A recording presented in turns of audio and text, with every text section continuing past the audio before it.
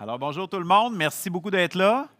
Je vais commencer par vous dire un merci profondément du fond du cœur parce qu'il est 4h30. Certains d'entre vous, vous êtes avec nous depuis 8h15 ce matin.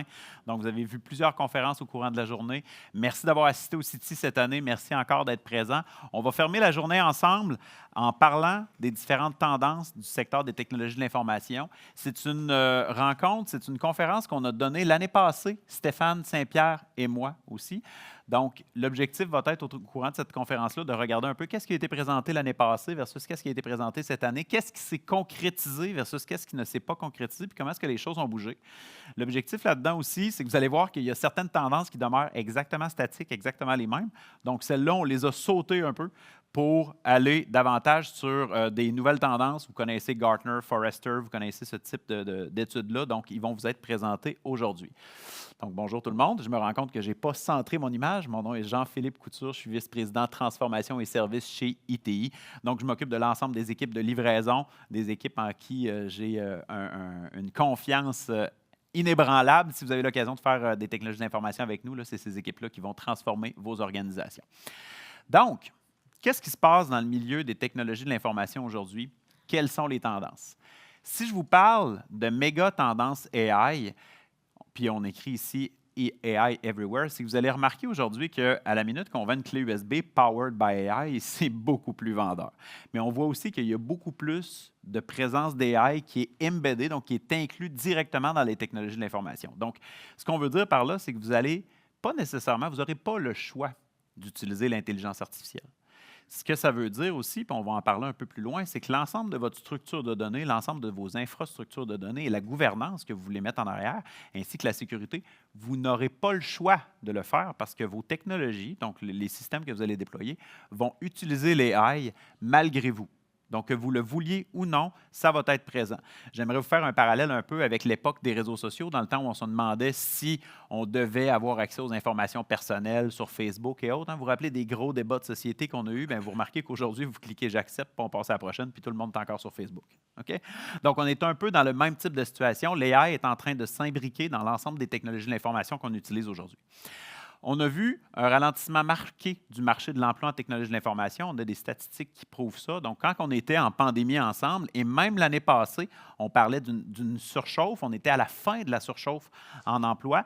Maintenant, le marché de l'emploi en technologie de l'information a ralenti, s'est stabilisé, ce qui veut dire que les gros joueurs, entre autres, vous avez vu ce qu'on va appeler des lay-offs massifs qui ont eu lieu du côté d'AWS, du côté de Microsoft et autres. Puis je ne veux pas nécessairement nommer de nom, c'est plus parce que ceux-ci ont été publics. Mais il y a eu un ralentissement. On va faire un petit état aussi plus tard de la situation du marché de l'emploi en TI. Maintenant, on voit aussi un climat économique et politique incertain. De quelle date aujourd'hui? OK. Fait qu'on a quand même un gros choix à prendre du côté de nos voisins américains. Toutefois, ce qu'on se rend compte, c'est que ça fait plusieurs années qu'on fait face à un climat politique incertain. Donc, la question que je vous pose aujourd'hui, c'est est-ce qu'on fait momentanément place, ou du moins face à un climat économique et politique incertain, ou est-ce que ça devient le nouveau standard à cause de la vitesse à laquelle les technologies de l'information évoluent et avec laquelle on est capable de recevoir et d'assimiler l'information? Vous savez, c'est quoi? Il se passe quelque chose à l'autre bout du monde, on le sait live sur Twitter, on le sait quelques minutes après sur les nouvelles. Il y a d'ailleurs eu un merge très fort entre la vitesse à laquelle les nouvelles se répandent sur les réseaux sociaux et sur lequel ça vient des nouvelles. Puis ça pourrait même nous ramener ici sur tout ce qui est deepfake. On va tantôt parler du fait qu'on ne voit plus nécessairement, on ne fait plus la différence entre le vrai et le faux. La conformité et la cybersécurité est encore présent. La gouvernance de données demeure présente. Puis maintenant, on est habitué aussi à une espèce d'attaque en continu. On va parler aussi du cycle de gestion des menaces en technologie de l'information, mais on ne peut plus uniquement dire « Ah, ben là, je vais faire mon pen test annuel, je vais faire mon audit de sécurité, puis par la suite, on le refera l'année prochaine. » C'est plus nécessairement comme ça que ça se passe. Ça fonctionne parce que les menaces sont polymorphiques, ils se modifient très rapidement, puis ils font en fait... il fait en sorte qu'on doit absolument être live sur notre gestion en sécurité de l'information. Et au final, on se rend compte que les organisations doivent protéger leurs actifs informationnels et doivent en tout temps générer de la valeur. Puis là, on va en parler aussi dans un instant. Les études qui ont été utilisées pour faire la présentation, on parle de Infotech Research Group, les Tech Trends 2025, Gartner, Top 10 Strategic Technology Trends, puis le McKinsey Technology Trends Outlook, qui avait été l'étude principale utilisée l'année passée pour les tendances majeures en technologie de l'information. Donc, l'année passée, on vous amenait 7 citations-là qui étaient que 80 des entreprises vont faire pivoter les efforts d'innovation de la créativité à la résilience. Ce que ça voulait dire, c'est qu'on n'arrête pas d'innover. On innove encore autant, mais on innove pour des fins différentes. Ce qui veut dire qu'en bon français, on ne jette plus notre argent par les fenêtres. On investit dans le but de créer de la valeur et d'être résilient. Donc oui, il y a eu un bout en technologie de l'information, dans la pandémie, entre autres, c'était quasiment des ressources infinies, on pouvait faire un peu ce qu'on voulait. Maintenant, on se rend compte que les organisations, ils ont plus de pression financière parce qu'on a eu un climat inflationniste durant les dernières années, une hausse importante des taux d'intérêt. Donc, on ne peut plus nécessairement faire les investissements de la même façon. Donc, en toute honnêteté, ce que ça nous dit, c'est que cette citation-là de l'année passée s'est effectivement concrétisée cette année. Il y a eu un pivot. Vous allez le voir dans les études tantôt. Donc, l'état du talent et de l'emploi, je trouvais que cette slide-là parlait énormément de ce qui s'est passé dans le milieu de l'emploi. Vous voyez la première moitié qui était 2021-2022 et vous voyez ensuite 2022-2023. À partir de là, sachez que ça, c'est une étude américaine qui est réalisée avec des données américaines principalement. Quand on regarde le marché québécois, on peut peut-être extensionner davantage, donc on serait valide probablement jusqu'en 2024.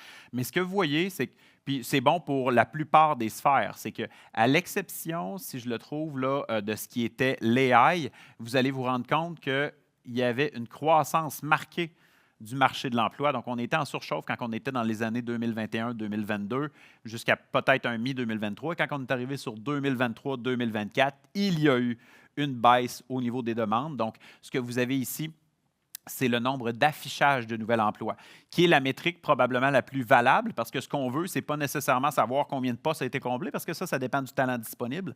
C'est vraiment combien d'entreprises avaient l'intention d'embaucher. Donc, vous êtes capable d'avoir la donnée brute du nombre de postes qui ont été affichés. Donc, vous voyez que sur les deuxièmes moitiés, on est clairement là, dans tout ce qui est le compute, la connectivité, de bâtir le digital future qui appelle. Même du côté de la cybersécurité, on a eu des baisses du côté du marché de l'emploi. Si on regarde les grandes tendances, et pour ceux et celles qui étaient présents à la conférence l'année passée, vous avez vu cette slide-là, ou du moins vous pensez que c'était cette slide-là. C'est une slide similaire, mais ça, c'est la version ajustée de cette année. Donc, ce que vous voyez, c'est qu'en fait, le AI appliqué a changé de couleur. Okay? Donc, on est dans des niveaux d'adoption beaucoup plus élevés aujourd'hui. C'est la même chose pour le Advanced Connectivity, donc la connectivité avancée. Les organisations aujourd'hui sont en train de bâtir, puis excusez-moi les anglicismes, là, mais sont en train de mettre en place leur backbone de connectivité parce que c'est la base de l'ensemble des systèmes de compute. Si vous n'êtes pas capable de faire transiger l'information, vous ne serez pas capable non plus de la computer ou d'utiliser l'intelligence artificielle. Donc, on a un degré de maturité qui est beaucoup plus grand là-dessus. Quand vous regardez maintenant le Cloud and Edge Computing, quand vous regardez les Next-Gen Software Development, par exemple, ça demeure dans le top 15 des technologies les plus utilisées. Maintenant, comme je vous dis, on ne passera pas énormément de temps sur cette diapositive-là parce que, versus l'année passée, c'est à peu près la même. Les tendances sont les mêmes, donc on va dire un peu la même chose. On va aller ailleurs à la place. On va aller sur des tendances qui sont davantage de pointe, puis qui vont toucher aussi beaucoup l'intelligence artificielle, mais surtout qui vont aller toucher 3 volets. Donc, on va parler, quand je vous ai dit en entrée de jeu qu'on fait pivoter l'innovation et la créativité vers la résilience, bien, on parle de comment est-ce qu'on peut protéger notre investissement. Donc, on va parler d'un framework, en fait, pour la gestion de l'AI. Je pense que ça peut être très pertinent. Vous allez voir aussi comment est-ce qu'on va gérer notre sécurité de l'information en continu. On va par la suite parler de ce que vous appelez, de ce qu'on peut tous appeler le citoyen programmeur, donc la capacité qu'on a d'utiliser du low-code, no-code pour développer des interfaces ou développer des processus, des workflows. Et par la suite, on va voir comment est-ce qu'on peut utiliser les technologies de l'information pour livrer de la valeur du côté des organisations. Et cette plante-là tombe exactement dans l'endroit où je vais envoyer le clicker. C'est pas top. OK, protection des investissements en 2.1. Donc, qu'est-ce qu'on parle? Ce que je vous ai mentionné tantôt, c'est qu'on est passé d'un ère dans lequel on pivote vers la résilience. Bien, on est vraiment passé d'un côté où on a des orientations claires et définies on cesse d'avoir une approche par expérimentation. Hey, c'est nouveau, c'est le fun, on le met en œuvre, on l'essaye. On n'a plus les moyens en tant qu'organisation, étant donné les taux d'intérêt, de faire ça. Donc, on doit bâtir des business cases, on doit s'assurer de voir où est-ce qu'on aurait notre retour sur investissement le plus fort. Donc, on arrête d'expérimenter, on bâtit des business cases qui vont vraiment nous permettre d'aller sur les prochaines étapes et de délivrer du ROI pour notre organisation. On va investir dans des solutions qui permettent de générer un grand bénéfice perçu pour les lignes d'affaires. Si vous êtes ici, vous êtes probablement en technologie de l'information. En technologie de l'information, des fois, on a ce qu'on appelle des trips un peu geeks. Ça, nos équipes, d'un point de vue des lignes d'affaires, ils ne comprennent pas ça. Puis aujourd'hui, ils ont encore moins d'envie d'avoir ça. Ils n'ont pas envie de juste garder les lumières allumées puis de faire des expérimentations. Ils ont envie de voir un bénéfice d'affaires. Puis, on va aller développer des solutions à ce moment-là avec une fin en tête tout en protégeant la valeur générée. Si on parle d'une deuxième tendance, c'est ce que Gartner appelle le AI-trism. Donc, c'est qu'on est rendu à bâtir des frameworks autour de l'adoption de l'intelligence artificielle. Qu'est-ce qu'on veut dire par là? C'est que vous savez que l'AI, lorsqu'on a commencé à déployer de l'AI dans les dernières années, vous aviez des expériences de chatbot qui livraient des réponses un peu étranges, des réponses un peu drôles. Bien, ce qui arrivait, c'est qu'on avait bâti des modèles, mais qui n'étaient pas des modèles de confiance, qui étaient des modèles dans lesquels on n'était pas capable de tester, puis on n'était pas capable de tester à la fois les bases de données et à la fois les modèles. Donc, on a bâti des frameworks dans le but de se dire, OK, ce qu'on doit avoir à faire pour le TR, c'est le trust. On doit avoir confiance au modèle déployé parce qu'on ne peut plus avoir cet essai-erreur-là parce que le marché n'est plus là. Donc, si on fait ça, si on a un chatbot qui donne des réponses un peu drôles, bien, la mauvaise nouvelle, c'est que vous allez être dans les nouvelles demain, puis vous allez être sur des sites de médias sociaux et autres, puis les gens vont dire, voici ce que le chatbot a fait. Donc, on a une organisation qui va aller perdre la crédibilité, malheureusement. La deuxième chose, c'est que le S, c'est pour la sécurité. On ne peut plus avoir de doute du côté de la protection de la sécurité, du côté de la protection des données, de la sécurité des données. Vous allez gérer et vous allez mettre en commun, vous allez mutualiser des bases de données gigantesques, dépendamment des organisations dans lesquelles vous êtes. Donc, on va parler de pétabytes de données que vous allez devoir centraliser et à laquelle vous allez devoir donner accès à certains modèles. Si vous avez des bases de données centralisées, ça veut aussi dire un seul coffre-fort, une seule clé. Ce n'est pas vrai parce qu'il y a des segmentations qui se font dans les bases de données, mais on ne peut plus risquer d'avoir un risque de sécurité là-dessus. Et la troisième chose, c'est qu'on va maintenant aller développer avec un modèle de management de l'AI en tête. Donc, on va aller bâtir ces bases de données, comme je mentionne, on va aller bâtir les infrastructures de données, puis on va aller développer une solution qui va aller se protéger en tant que valeur et qui va être auto-managée, en fait.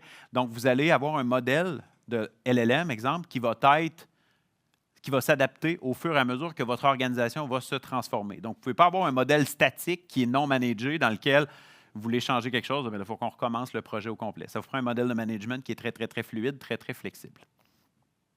Donc, on est rendu là. On n'est plus rendu à dire « Hey, oui, on va mettre de l'AI ». On est rendu à avoir un framework d'adoption et d'évolution de l'AI en continu au sein des organisations qui va inclure une architecture de données de la gouvernance, des cas d'usage, ROI. Donc, normalement, puis je comprendrais que toutes les organisations ne sont pas rendues là aujourd'hui, mais vous devriez avoir un framework pour dire quels sont nos cas d'usage en AI, quel est le retour sur investissement potentiel. On fait notre preuve de concept, on sait comment la rouler, on sait où la mettre, on va aller donner de la rétroaction au modèle et par la suite, on va faire maintien et ajustement, on va recommencer avec un autre projet. Donc, c'est des frameworks qui devraient être en place au sein des organisations au moment où on se parle, si on suit les grandes tendances. On n'est plus dans l'expérimentation, je réitère, on n'est plus dans la créativité. On commence à savoir comment faire, puis on a un cycle de gestion de l'intelligence artificielle.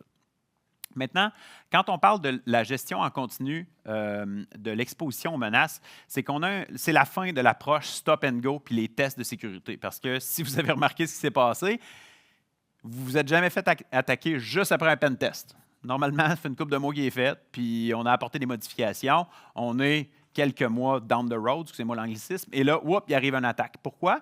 Parce qu'on n'a pas fait une gestion en continu de l'exposition aux menaces. On l'a fait une fois, on a modifié notre position, et oups, il est arrivé un changement dans l'organisation, on ne l'a pas vu, on s'est fait hacker. Donc, ce qu'on voit aujourd'hui, c'est qu'on a des découvertes en continu. Donc, vous avez des solutions, là, on pourrait dire EDR, MDR, XDR, peu importe, là, qui va aller gérer en continu l'exposition aux menaces, qui va aller faire de la correction. Vous avez du monitoring. Vous allez prioriser aussi le patching. vous voyez très bien que vous n'êtes pas capable de conserver une infrastructure qui est 100%, je veux dire patchée, ce n'est pas le bon terme, mais qui est 100% exempt de menaces en tout temps. Vous allez valider votre approche. On va aller optimiser, traiter et par la suite, on continue. Donc, on est vraiment dans une approche dans laquelle la sécurité de l'information va se gérer en continu avec des modèles puis avec avec une foule d'outils, pardon, un coffre à outils complètement intégré. T'sais, on n'est plus dans un air où on peut dire « Ah, ben, tu sais, moi, je reçois des alertes, mais je ne les mets pas dans un SIEM. » Si vous recevez des alertes, ils vont dans un SIEM. Puis on les gère en continu. C'est pas « Ah, ben là, j'ai accumulé 6 mois de log, je vais passer au travers. » C'est pas vraiment comme ça qu'on fonctionne. Quand on vous parle du déplacement des investissements en technologie de l'information, c'est exactement ce qu'on disait tantôt. Okay?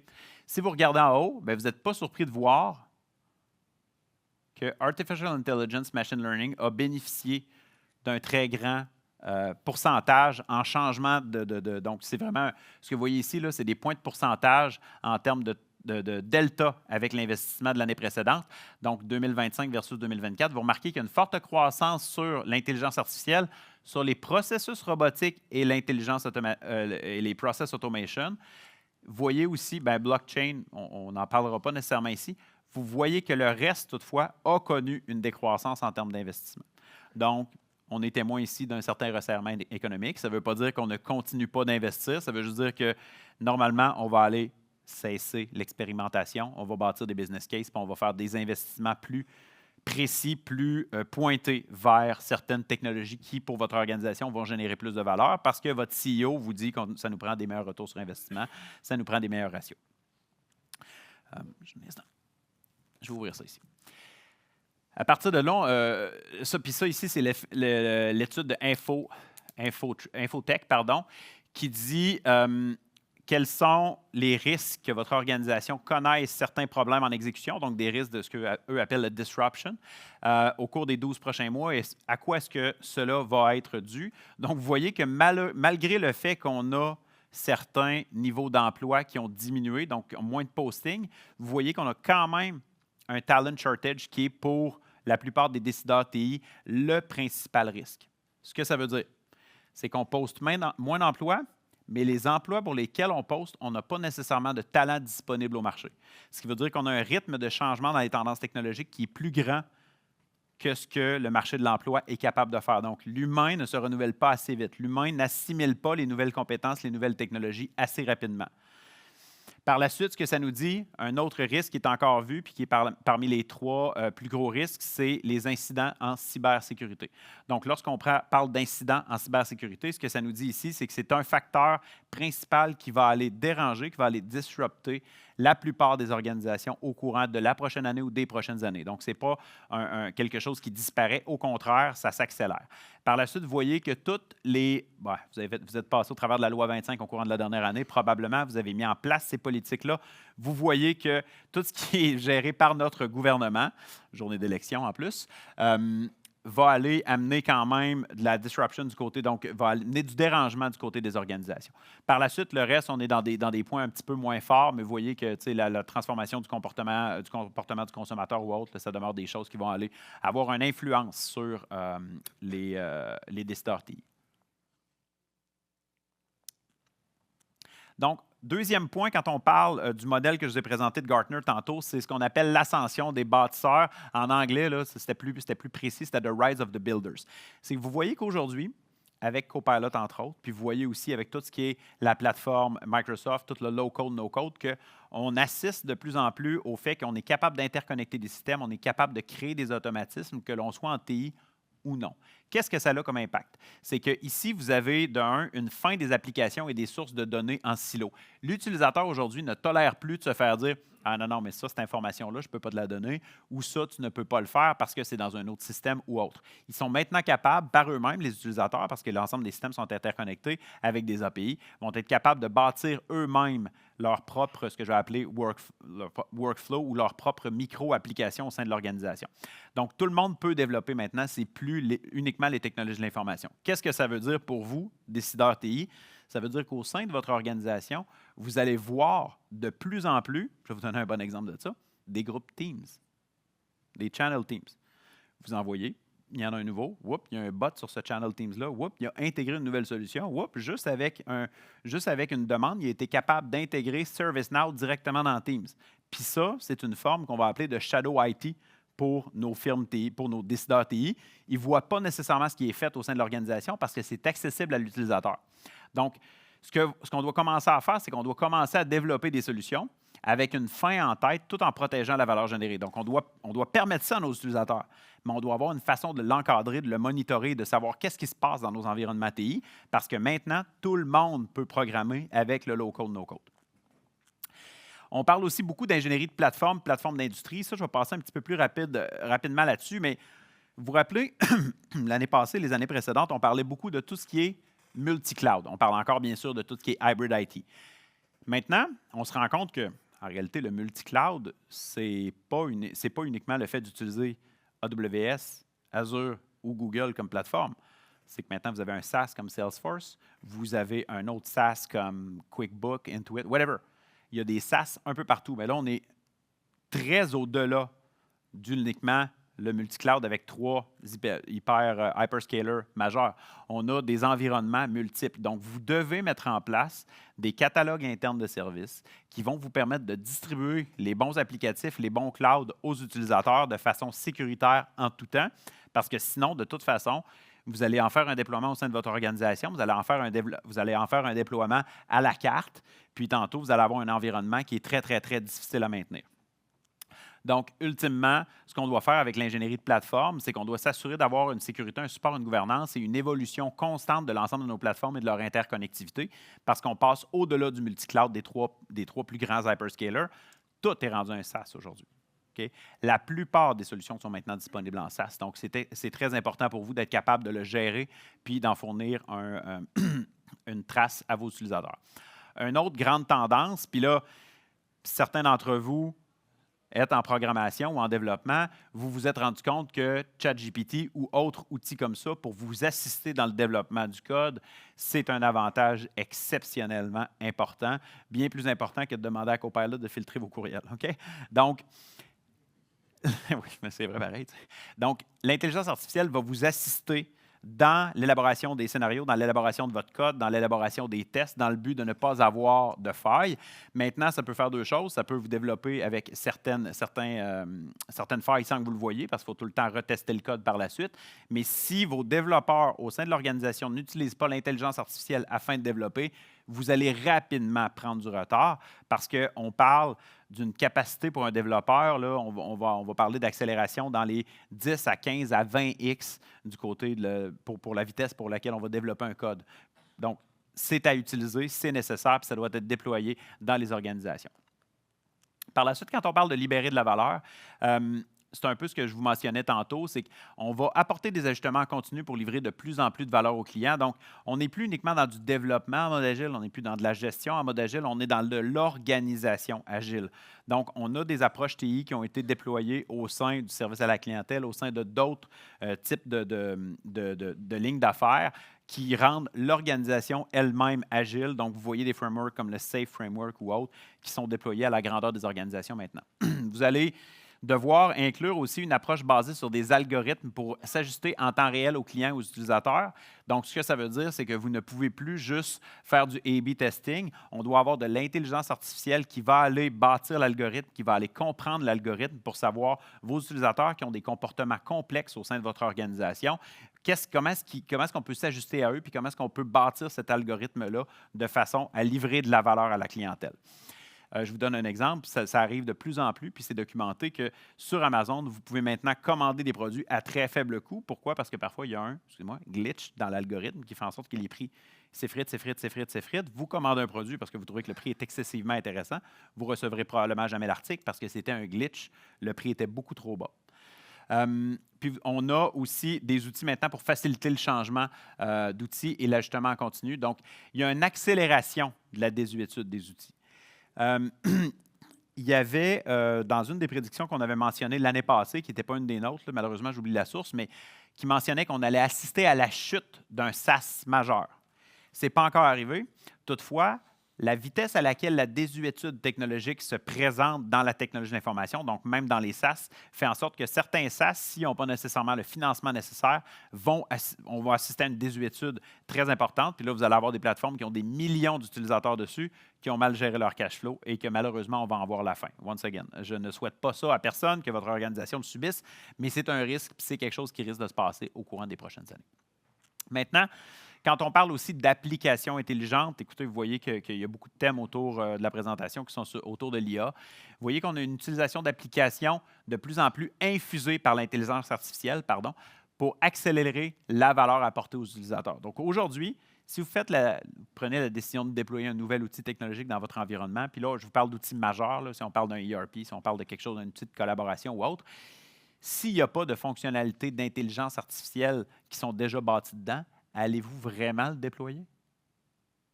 Si vous êtes probablement face à un outil qui est un peu en cas de désuétude ou qui est dans une phase de désinvestissement dans lequel probablement que les shareholders, là, les actionnaires principaux, veulent plutôt retirer de l'argent de l'outil. Là. Donc, aujourd'hui, on le voit, c'est une méga tendance là, d'avoir des applications infusées d'intelligence artificielle. Puis, comme je vous mentionne, c'est devenu une fonctionnalité qui est exigée dans les applications modernes. L'application est-elle moderne si elle n'a pas de chatbot intelligent, si elle n'a pas de fonction de recherche avancée basée sur l'intelligence artificielle? C'est une question. Ça, c'est gênant. C'est une joke. Ça aurait été pire si ça avait été le mien. Tu sais. Alors voilà, écoutez, il nous reste 4 minutes. Le bar va ouvrir dans pas long. Okay. Donc, je vous remercie de votre attention. J'espère que c'est une conférence qui, pour vous, a apporté de la pertinence, qui vous a apporté des informations que vous allez pouvoir réutiliser au sein de votre organisation, puis que vous allez prendre ces grandes tendances-là pour les rendre exploitables. Je vous remercie encore une fois, non seulement pour votre présence ici, mais aussi pour la présence au City toute la journée. On a un événement exceptionnel, on est excessivement contents. Donc, merci beaucoup d'être venu. Passez une bonne fin de journée et une bonne semaine.